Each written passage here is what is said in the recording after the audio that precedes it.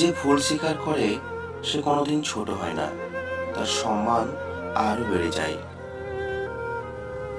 মানুষের তুমি যত বড়ই উপকার করো না কেন, পরবর্তীতে তোমার সামান্য ভুল হলে সেই উপকারের কথা বিন্দুমাত্র মনে রাখবে না।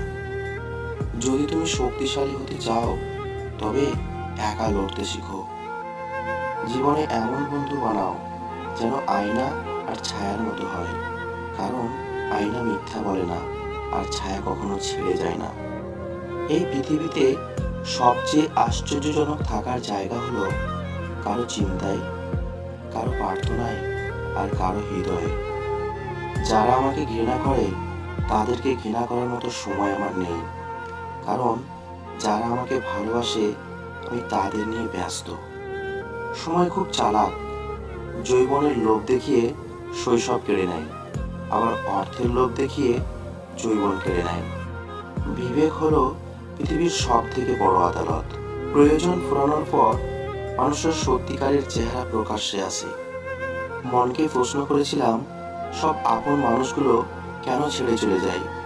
উত্তরে মন বলেছিল, আপন কোনোদিনও ছেড়ে যায় না, যে ছেড়ে যায় সে আপন ছিল না। যে হাত জোড়া আপনি শক্ত করে ধরবেন জীবনে বাকি পথটা চলার জন্য, একসময় সে আপনাকে মাঝপথে ছেড়ে চলে যাবে। পৃথিবীতে মানুষ বেড়েছে কিন্তু সৎ মানুষ বাড়েনি। শিক্ষিতের হার বেড়েছে কিন্তু সুশিক্ষিতের সংখ্যা বাড়েনি।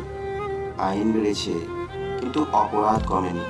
দেহ সুন্দরী বেড়েছে কিন্তু চরিত্র সুন্দর বাড়েনি।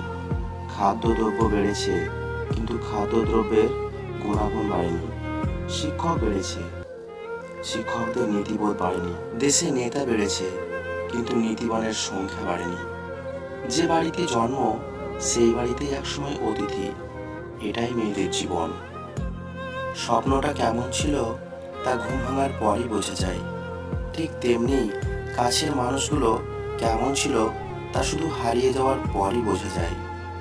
কাউকে ভালোবাসি বোঝানোর সবচেয়ে বড় অনুভূতি হলো কান্না করা, কারণ যার জন্য কান্না আসে না তার প্রতি কখনো ভালোবাসা থাকে না। জোর করে হাসা যাবে কিন্তু কান্না করা যাবে না। পৃথিবীর কোনো মেয়েই 6টা গাড়ির মালিককে ছেড়ে 6 প্যাকওয়ালা ছেলের সাথে যাবে না। তাই জিমে না গিয়ে কাজে যাও। ওরা তোমাকে নিয়ে ঠাট্টা করুক, তোমাকে নিয়ে হাসুক, তোমাকে আঘাত করুক, অবজ্ঞা করুক, তাতে কিছুই হবে না, কিন্তু তারা যেন তোমাকে থামাতে না পারে। গুরুত্ব না থাকলে একই ছাদের নিচেও দূরত্ব লাগে, আর গুরুত্ব থাকলে একই আকাশের নিচে থাকলেও কাছের মনে হয়। কিছু কিছু মানুষ নিজেকে নিয়ে অহংকার করে, নিজেকে বড় ভাবে।